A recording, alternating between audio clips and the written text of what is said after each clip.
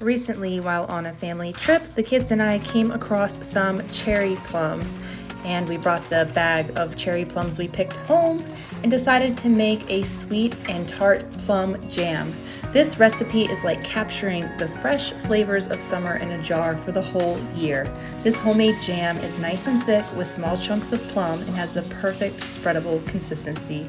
Whether you make it in your Instant Pot or on the stovetop, fresh plums and sugar is all you need to make this pot of deliciousness. No peeling, no pectin. For this recipe, start with juicy ripe plums to maximize on the natural sweetness of the fruit. Pick ripe but firm plums for this recipe. Frozen plums would work too, just add them straight to the cooking pot. Depending on how sweet or tart the plums are, it can take anywhere from 5 to 6.5 cups of sugar to get the right taste. Use 5 cups to start with and add more sugar after pressure cooking during the simmering phase. I noticed that my plums were too small to really remove the pits, so after I attempted to cut the plums in half, the teeny tiny cherry plums in half, and remove the pits, I decided that I was going to throw all the plums into the Instant Pot and start cooking them on saute to get the juices releasing so that we could go ahead and cook these plums enough to mash them through a fine mesh sieve so that we could get the pits out.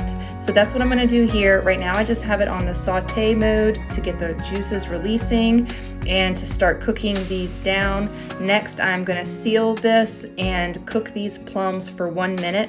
Alternatively, if you pit your plums and you have the pits already removed, you can coat your plums in sugar at this stage. In your Instant Pot, you're going to saute for 2 to 3 minutes, stirring once in between. This is enough time to start releasing the juices. Then we're going to close the lid and set the vent to the sealing position and pressure cook on manual or pressure cook for 1 minute. Wait for the pressure to release naturally for 10 minutes, followed by a quick release. Once the pin drops, open the lid. So then what I did was I strained all the pits out and I added as many of the skins as I could back into the puree because the skins turned into like little candy pieces. They are so delicious. They basically just melt away and provide so much vitamin C to this plum jam. It makes it absolutely delicious. So you definitely do not want to be removing the skins. They add a nice texture to this recipe. So here I'm adding 5 cups of organic cane sugar. Order this from Azure Standard in bulk 25-pound bags. And I need to get some now for this time of year because there's lots of canning and preserving to be done that requires sugar. So once I have my sugar added to the pressure cooker, I'm going to turn on saute and let the jam reduce down to a thick, spreadable consistency. We're going to break down the plums using a potato masher. If you didn't run them through a sieve like I did, you're going to want to use a potato masher or blend the plums using an immersion blender for a smoother consistency. You can stir this every 5 to 7 minutes to prevent the jam from sticking and burning at the bottom.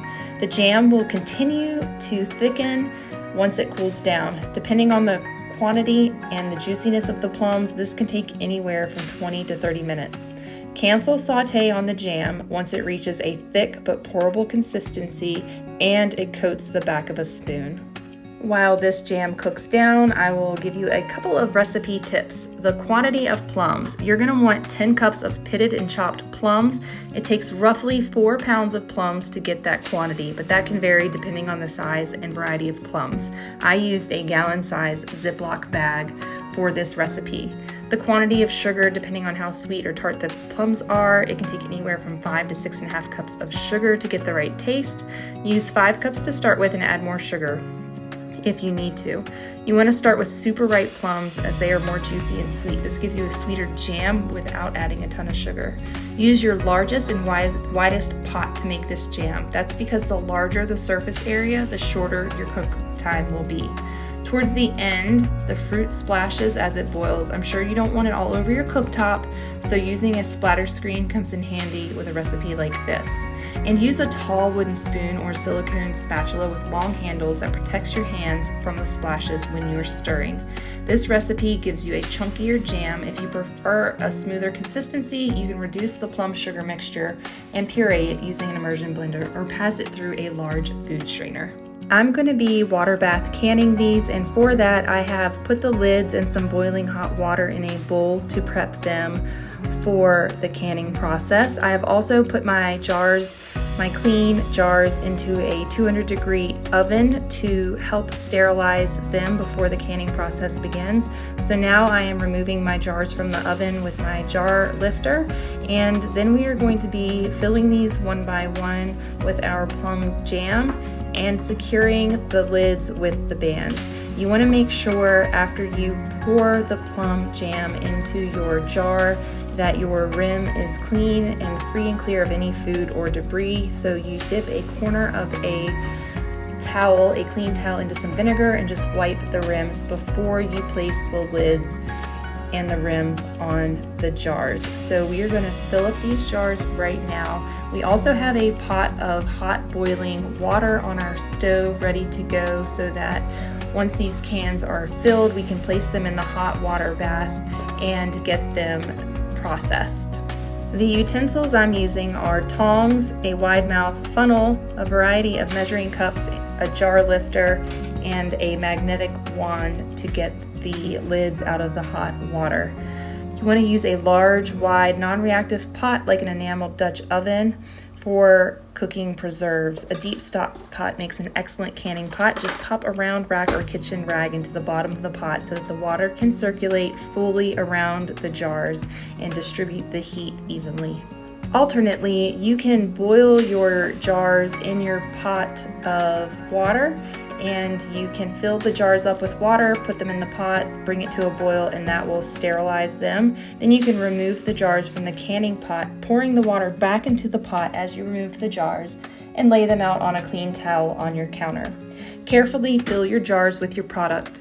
I'm leaving about between a half an inch and a quarter inch of headspace. I like to stay closer to half an inch to prevent any boiling over. Wipe the rims of the jars with a clean, damp paper towel or the edge of a clean kitchen towel. Apply lids and screw the bands on the jars to hold the lids down during processing. Carefully lower the filled jars into the canning pot. You may need to remove some of the water as you put the jars in the pot. For this recipe, I make sure that the jars are covered with 2 inches of water in my large stock pot, and I'm going to process these plum jam jars. These are little half pints, so they need to process for 20 minutes in this water bath canner.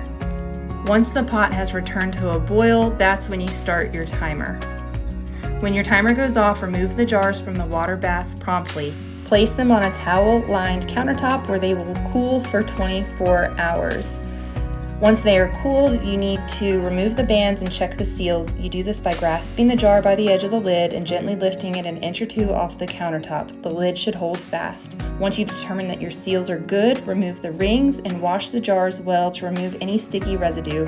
Make sure you label your jars with dates and contents. Then you can store your jars in a cool, dark place with the rings off, please, for up to a year. Jars that don't seal can be refrigerated and used first.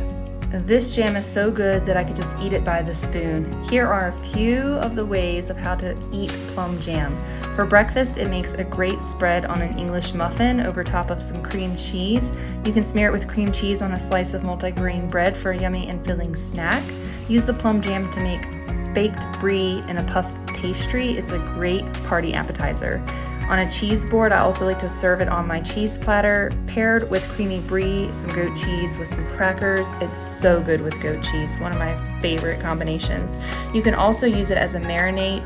Mix it with olive oil, balsamic vinegar, and seasoning, and it makes for a great marinade for chicken. You can also use it as a salad dressing. It's one of our favorite ways to jazz up a simple vinaigrette is with a dollop of plum jam.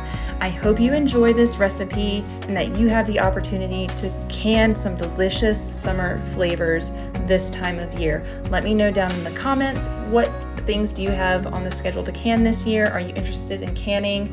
Give this video a like, and I will see you in the next one. Thanks for watching, you all. Bye!